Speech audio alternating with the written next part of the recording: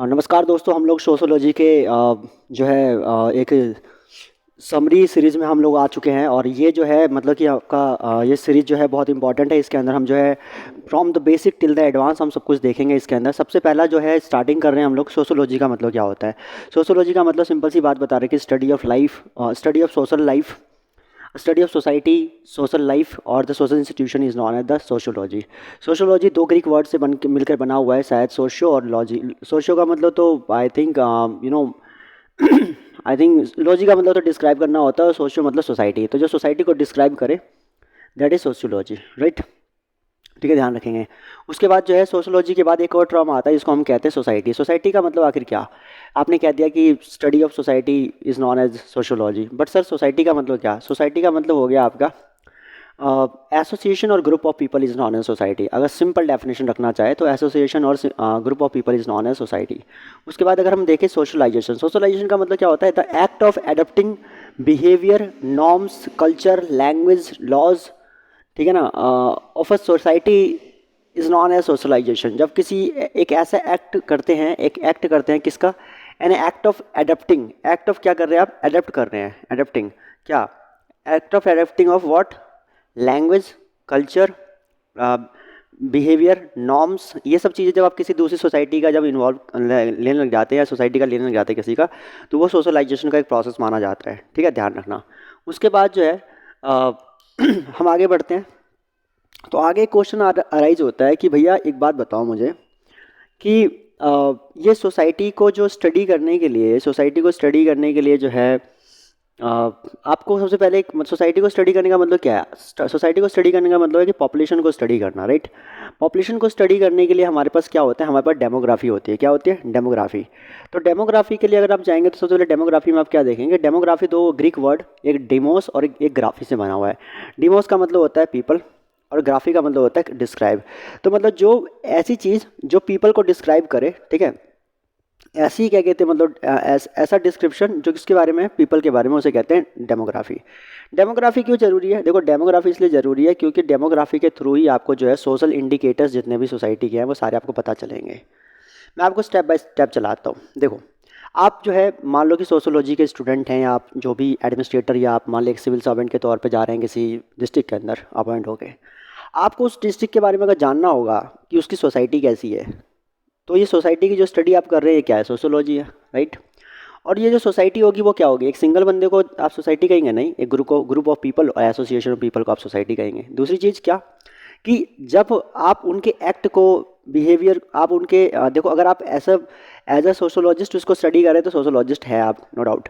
लेकिन अगर आप उसमें इन्वॉल्व हो जाते हैं, जैसे आप उनके बिहेवियर्स को, उनके एक्ट को, उनके लॉज को, उनके कल्चर को अगर आप अडॉप्ट करेंगे तो वो सोशलाइजेशन हो जाएगा। जो कि आई अंडरस्टैंड कि आप एक वो हैं सिविल सर्वेंट हो तो आप ऐसा नहीं करने जा रहे हैं, बस आप नॉर्मली जानना चाहते हैं। अब एक बार बताओ कि किसी सोसाइटी को अगर आपको जानना हो, वहाँ के लोगों को जानना हो, वहाँ के लोगों की थिंकिंग समझनी हो या चीज़ें समझनी हो, तो आखिर क्या तरीके हो सकते हैं, कैसे जानोगे आप अपने डिस्ट्रिक्ट को। जिस डिस्ट्रिक्ट में आप जाओगे उस डिस्ट्रिक्ट को समझोगे कैसे।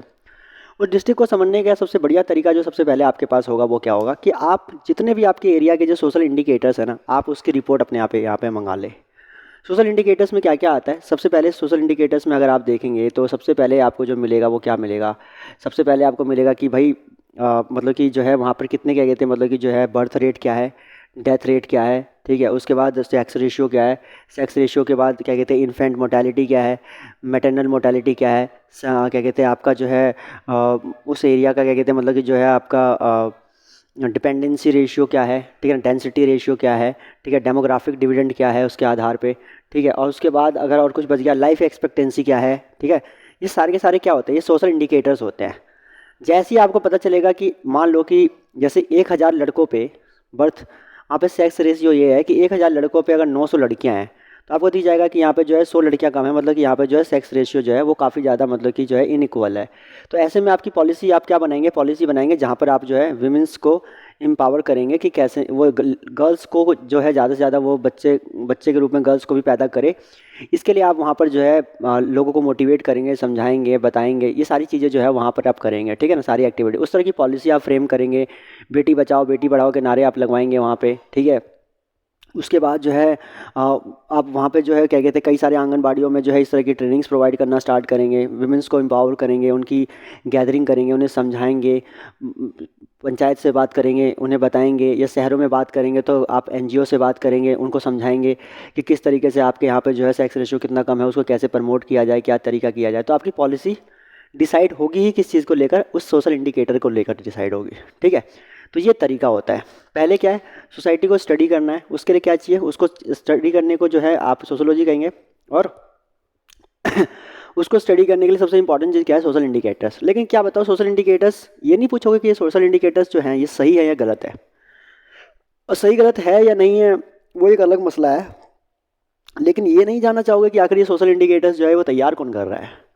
तो इस सोशल जो सोशल इंडिकेटर जो एक पर्टिकुलर क्या कहते हैं, मतलब कि एरिया की जो पॉपुलेशन है, ठीक है, वो कैसी है, किस तरह की है, कितना उसमें गर्ल्स है, बॉयज़ है, कितना वहाँ पे जो है मतलब कि बच्चों की डेथ हो जाती है, मतलब जब वो पैदा होते हैं, या कितनी वुमेंस की डेथ हो जाती है, माँ की डेथ हो जाती है, या लाइफ एक्सपेक्टेंसी क्या है, या वहाँ पे किस क्लास के लोग रहते हैं, किस कास्ट के लोग रहते हैं, किस रिलीजन के लोग रहते हैं, ये सारी चीज़ें जब आप स्टडी करते हैं तो ये सारा का सारा जो लोगों की स्टडी है इसी को कहते हैं डेमोग्राफी।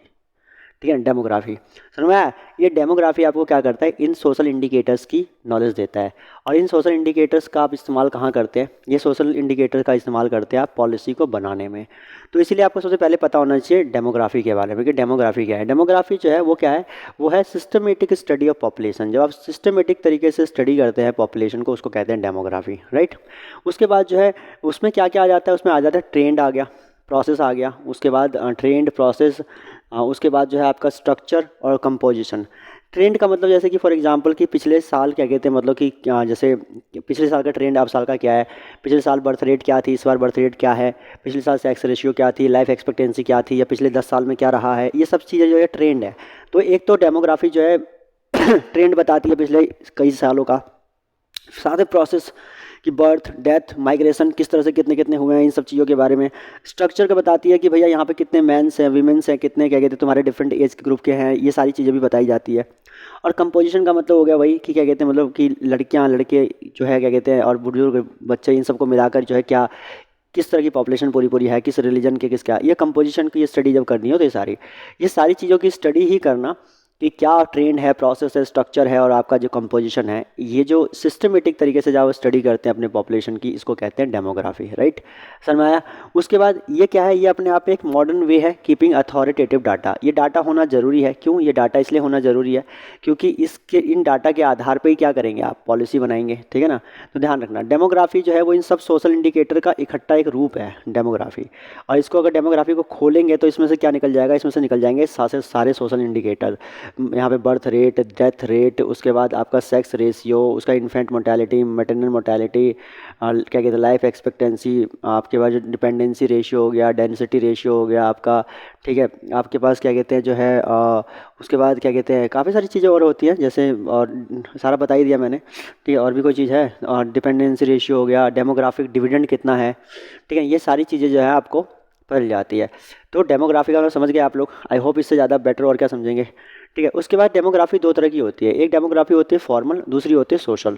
फॉर्मल डेमोग्राफी का मतलब होता है जब आप मैथमेटिकल और क्वांटिटेटिव डाटा स्टडी करते हैं। जब आप मैथमेटिकल और क्वांटिटेटिव डाटा की स्टडी करते हैं तो उसको कहते हैं फॉर्मल डेमोग्राफी, ठीक है।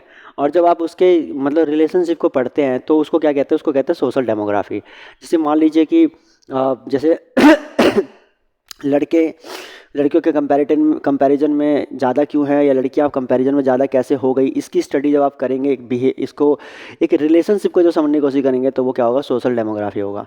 और जब क्या कहते हैं आप देखेंगे कि कितने नंबर्स है, क्वांटिटी क्या है, कैसे है, उस क्वांटिटेटिव डाटा की जो स्टडी करते हैं that is known as the mathematical study, जो है वो फॉर्मल डेमोग्राफी हो जाती है, ठीक है।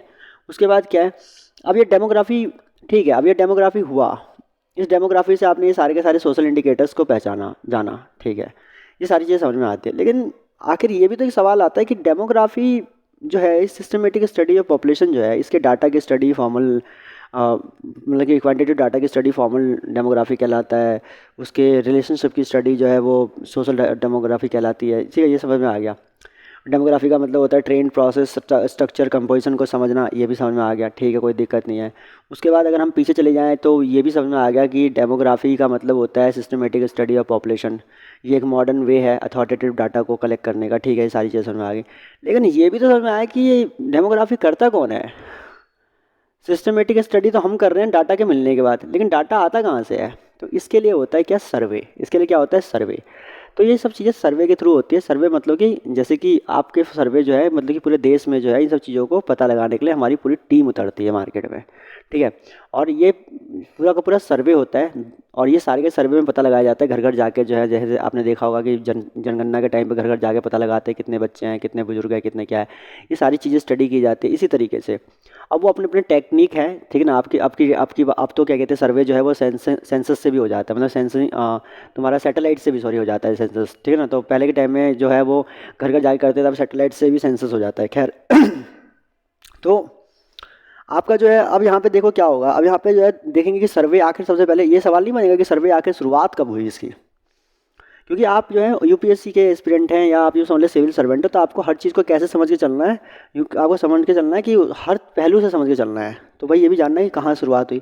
तो इसकी शुरुआत सबसे पहले हुई थी 1790 में अमेरिका में। सबसे पहले जो जो मतलब कि तुम्हारा जो सर्वे हुआ था वो 1790 में हुआ था अमेरिका में, और उसके बाद यूएसए में हुआ था, क्योंकि 1789 में वहाँ पे जो है कॉन्स्टिट्यूशन इम्प्लीमेंट हो गया था, ठीक है। और उसके बाद उन लोगों को पॉलिसी बनानी थी, तो पॉलिसी बनाने के लिए भाई उनको पता तो होना चाहिए ना कि कितने लोग हैं क्या है।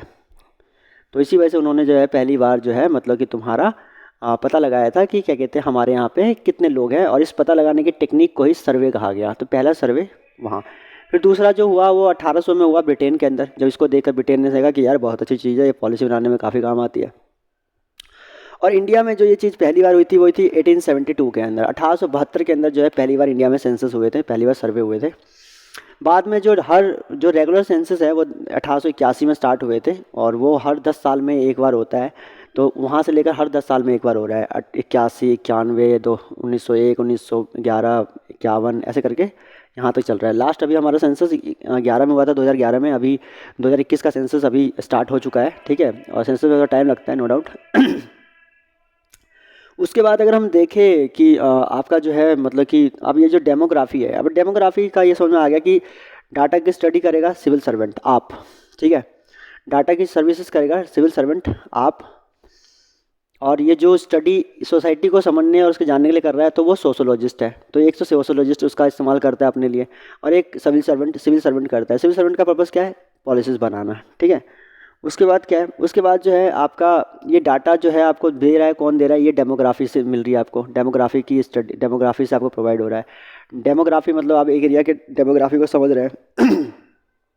तो ये डेमोग्राफी जो है आपको जो मिला हुआ है, ये डेमोग्राफी आपको बेसिकली प्रोवाइड किया है किसने, इसने सर्वे ने। अच्छा, इंडिया में सर्वे के डिपार्टमेंट्स कौन कौन है? इंडिया में सर्वे 2 डिपार्टमेंट्स करती है मेनली, जिसमें नेशनल सैंपल सर्वे ऑर्गेनाइजेशन है NSSO, और हमारा सेंट्रल स्टेटिस्टिकल ऑफिस है जो आपका CSO है। हालांकि अब ये दोनों को मर्ज करके एक ही डिपार्टमेंट बना दिया गया है, NSSO आई थिंक सो। अभी 2019-20 में हुआ था शायद ये, जहाँ तक मुझे आइडिया लग रहा है, ठीक है। उसके बाद जो है आपका NSSO क्या करता है, इस डाटा को लेके आता है और सर्वे करके जो है आपको डाटा देता है, ठीक है।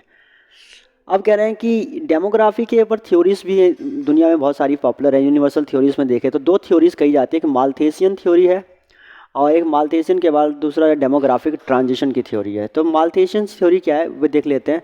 माल्थेसियन क्या है, ये थॉमस रॉबर्ट माल्थस नाम के एक जो है प्रोफेसर हुआ करते थे कैम्ब्रिज यूनिवर्सिटी लंदन के अंदर, ठीक है। वहाँ पर ये जो है civil services, Indian civil services के जो स्टूडेंट्स हुआ करते थे उन्हें पढ़ाते थे, और 1776 से लेकर 1834 के दौर में ये वहाँ पे मौजूद थे। इन्होंने कहा था कि जो पॉपुलेशन है वो पॉपुलेशन 2 तरीके से बढ़ती है। एक बढ़ती है, देखो पॉपुलेशन और रिसोर्स के बीच का रिलेशनशिप इन्होंने बात की थी। इन्होंने कहा जिस स्पीड से पॉपुलेशन बढ़ती है उससे उसी स्पीड से जो है तुम्हारा रिसोर्सेज नहीं बढ़ते। मतलब पॉपुलेशन बढ़ती है 2 से 4, 4 से 8, 8 से 16, 16 से 32, 32 से 64 और 64 से 128, इस तरह का उनका जो है मतलब कि वो उन्होंने कहा था कि पॉपुलेशन जो है वो तुम्हारा जियोमेट्रिक प्रोग्रेशन से आगे बढ़ती है। सही बोल रहा हूँ? जियोमेट्रिक प्रोग्रेशन से तुम्हारा जो है मतलब कि तुम्हारा जो है पॉपुलेशन आगे बढ़ती है, लेकिन जो रिसोर्स होते हैं वो आपका जो है अर्थमेटिक प्रोग्रेशन से आगे बढ़ते हैं। जैसे 2 का 3 हो गया, 4 हो गया, 6 हो गया, फिर 7 हो गया, फिर 9 हो गया, फिर 11 हो गया, फिर 12 हो गया, फिर 15। तो कोई सिस्टमेटिक वे में मतलब बढ़ नहीं रहा, और बहुत स्लो प्रोसेस है, बहुत इवोल्यूशनरी प्रोसेस से मतलब कि क्या कहते चल रहा है, यानी कोई रिवॉल्यूशनरी प्रोसेस नहीं है यहाँ पे। तो यहाँ पे यही कहा गया कि जो है पॉपुलेशन को कंट्रोल करना ही हमारे हाथ में अल्टीमेट सॉल्यूशन है, अगर हम चाहते हैं कि आ, अगर हम चाहते हैं कि जो है सबको मतलब कि अगर हम अपने देश को डेवलप करना चाहते हैं तो पॉपुलेशन को हमें कंट्रोल करना बहुत ज़रूरी है। ठीक है, पॉपुलेशन कंट्रोल होगा तभी जाके जो है हमारा देश डेवलप होगा। तो इन्होंने बताया कि पॉपुलेशन को कंट्रोल करने के 2 तरीके हो सकते हैं, एक होता है प्रिवेंटिव चेक, एक पॉजिटिव चेक। जो इनका पॉजिटिव चेक है वो समझना ज़रा।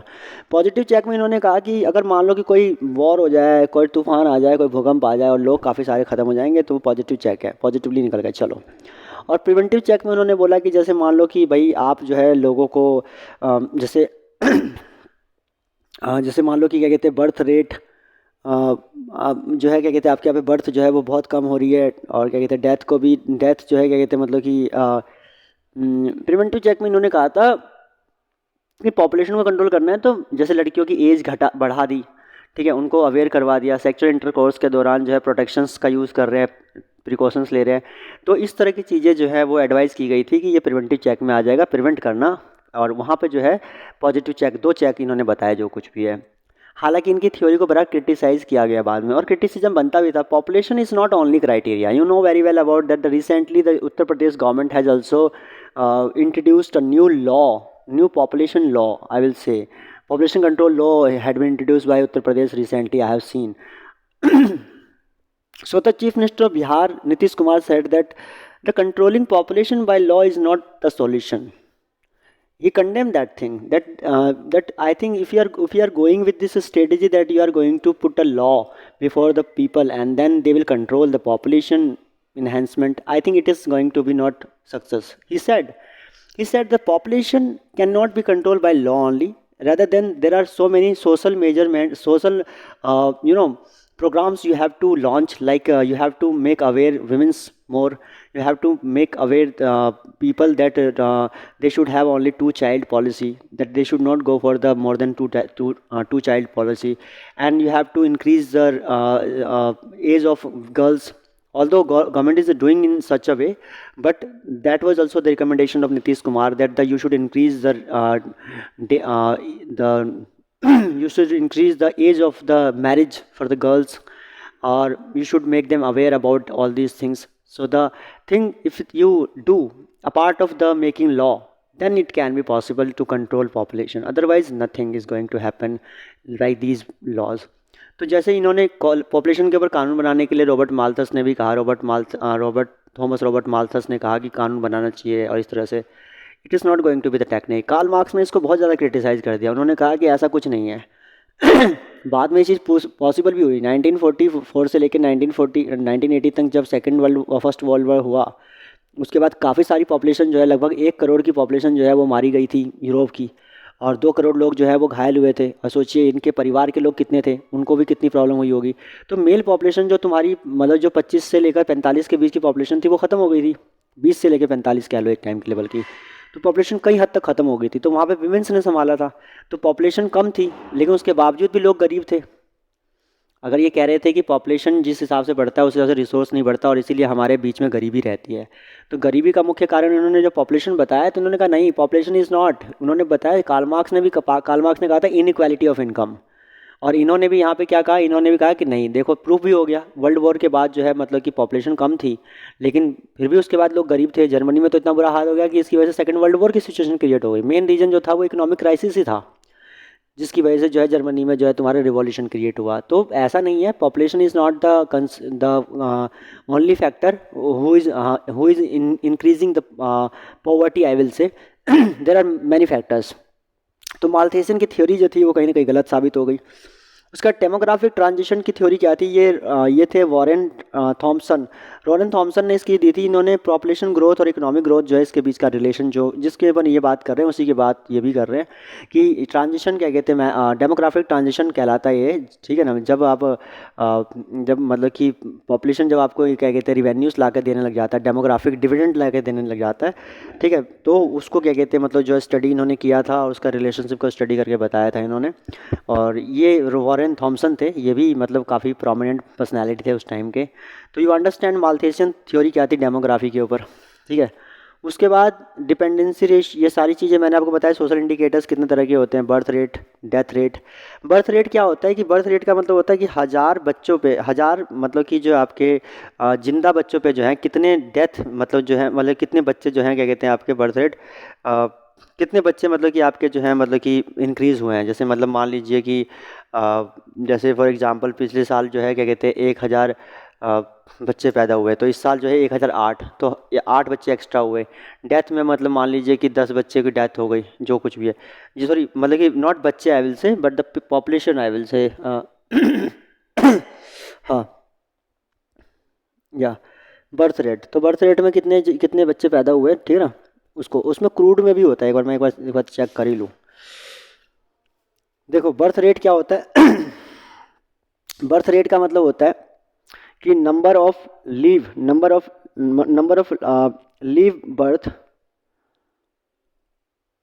पर 1000।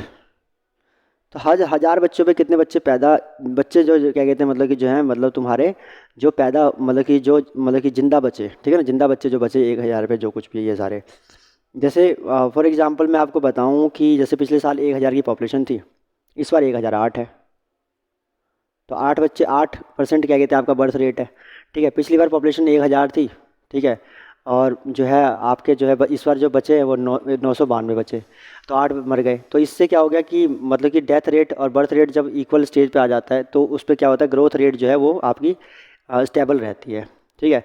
और मान लीजिए कि बर्थ रेट जो है वो 8 ही हो रही है और क्या कहते हैं मरने वालों की संख्या जो है वो 990 हो गई, मतलब 10 मर गए, तो हमारी जो ग्रोथ रेट है वो कहीं ना कहीं नेगेटिव में चली जा रही है, नेगेटिव में आपकी जो है -2% हो गई, ठीक है ना। उसी तरीके से अगर आप देखेंगे कि यहाँ पर जो है अगर मान लीजिए कि 1000 बच्चों में से जो अगले साल जो बच्चे पैदा हुए वो वो जो है 990 बच्चे पैदा हुए, मतलब 10 बच्चे कम पैदा हुए थे, और ऊपर जो क्या कहते हैं मरने वालों की जो संख्या है उसमें 1000 में जैसे मान लो कि अगले साल जो मरने वालों की संख्या है उसमें एक भी नहीं मरा, तो भी क्या कहते हैं आपका ग्रोथ रेट जो है वो डिक्लाइन चला जाएगा। लेकिन इसका रीज़न कौन होगा, इस बार होगा बर्थ रेट डिक्लाइन होगा रीज़न। तो ये सारी चीज़ें बर्थ रेट डेथ रेट का रिलेशन है और इसकी वजह से ग्रोथ रेट निकल के आता है। ये 1000 पे जब निकालते हैं तो इसको बर्थ रेट डेथ रेट इस तरह से निकलता है, ये रेट निकल के आता है, एवरेज निकालते हैं जब, और टोटल पॉपुलेशन से जब हम इसे मल्टीप्लाई कर देते हैं टोटल पॉपुलेशन का निकाल देते हैं तो इसे कहते हैं crude crude growth rate, and crude growth rate जो है वो टोटल पॉपुलेशन के बीच में निकाला जाता है। उसी तरीके से इन्फेंट मोर्टेलिटी क्या है, इन्फेंट मोर्टेलिटी का मतलब हो गया कि कितने जिंदा बच्चे जो है 1000 में पैदा हुए, जो भी है जैसे 1000 बच्चे पैदा हुए, 1000 infant number of death babies पर 1000 1 ईयर, एक साल में जो है 1000 बच्चों पे कितने डेथ हुए। जैसे मतलब कि हमने 1000 बच्चे, मतलब 1000 बच्चे तो क्या कहते हैं तुम्हारे पैदा हुए, लेकिन जो है उसमें जो है तुम्हारा क्या कहते हैं मतलब कि 10 बच्चे जो है मरे हुए पाए गए। जो 1000 क्या कहते हैं मतलब जो बच्चे पैदा हुए, ठीक है, उसमें जो है क्या कहते हैं मतलब कि जो वुमेन्स हैं वो 10 क्या कहते हैं डेथ कर गई। तो ये तुम्हारा मैटरनल मोर्टेलिटी रेट हो गया और ऊपर वाला इन्फेंट मोर्टेलिटी रेट हो गया, ठीक है ना, ध्यान रखना। दो इंडिकेटर बता दिए, birth rate, death rate, infant mortality rate, ठीक है, और मैटरनल मोर्टेलिटी रेट हो गया। कितनी दिन तक जी पा रहे हैं, ये तुम्हारा लाइफ एक्सपेक्टेंसी हो गया, ठीक है, ध्यान रखेंगे। एक लड़के पे 1000 लड़कों पे कितनी लड़कियां हैं, ये तुम्हारा जो है कितनी लड़कियां हैं, ये तुम्हारा सेक्स रेशियो हो गया, ठीक है।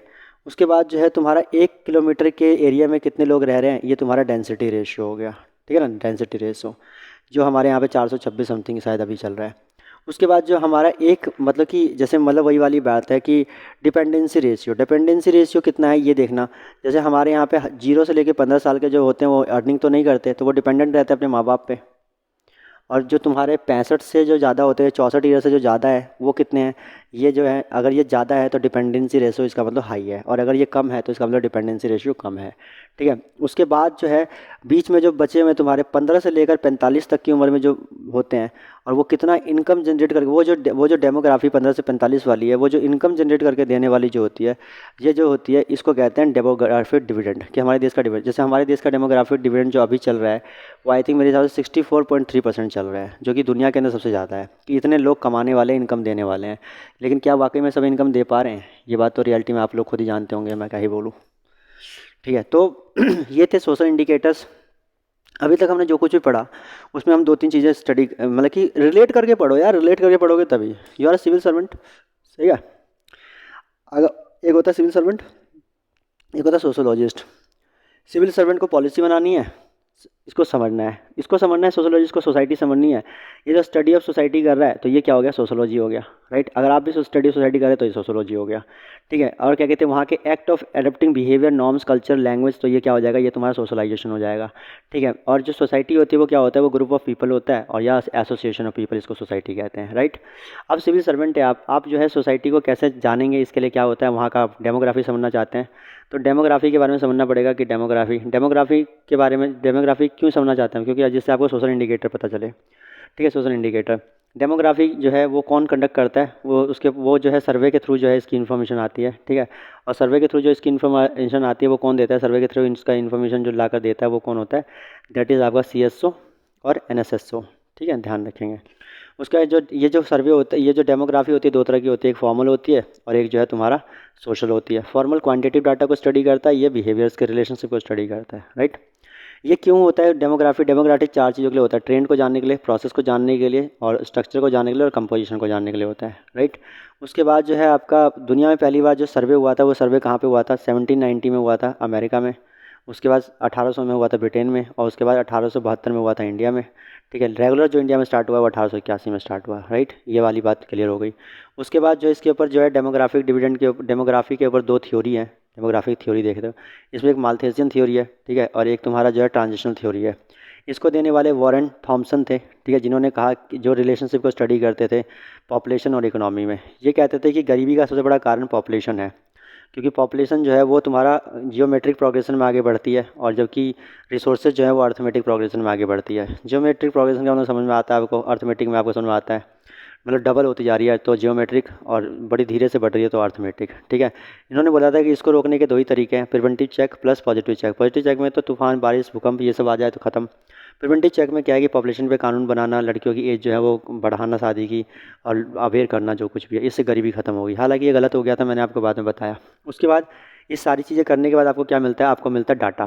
ठीक है, आपको क्या मिल जाता है, डाटा। और ये डाटा होता क्या है, इस डाटे में होते हैं तुम्हारे एरिया के बर्थ रेट क्या है, तुम्हारे एरिया में जो है तुम्हारा जो इस सिविल सर्वेंट के एरिया का जो मतलब जो कॉन्स्टिट्यूंसी का जो बर्थ रेट कितना है, डेथ रेट कितना है, ठीक है, उसके बाद सेक्स रेशियो कितना है, infant mortality, maternal mortality, life expectancy, dependency ratio, demographic dividend कितना है, ठीक है ना, क्या कहते हैं, डेंसिटी रेशियो कितना है, ये सारी चीज़ें जो है पता लगाते हैं हम लोग। ठीक है, ये सारी चीज़ें थी आपकी शुरुआत, बेसिक। बहुत इंपॉर्टेंट चैप्टर है, चैप्टर 2 है ये आपका जो है 12th क्लास की पहली बुक का। ठीक है, ध्यान रखना। और वो सोसाइटी और सोशलाइजेशन ये सब चीज़ें जो है बेसिक टर्म्स जो हैं वो चैप्टर 1 है। This is not going to be that is not very difficult. उसके बाद अगर हम बात करें क्या कहते हैं तुम्हारा जो है लिटरेसी रेट अबाउट 7 ईयर्स।